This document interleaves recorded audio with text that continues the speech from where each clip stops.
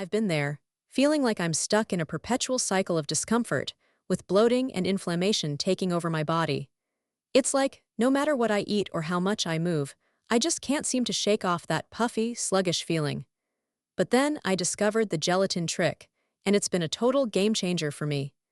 By incorporating this simple daily ritual into my routine, I've noticed a significant reduction in inflammation, and I wake up feeling more refreshed and comfortable in my own skin. The gelatin trick works by helping to heal and seal my gut lining, which in turn reduces bloating and inflammation, allowing me to feel more like myself again. My friend swears by the gelatin trick too.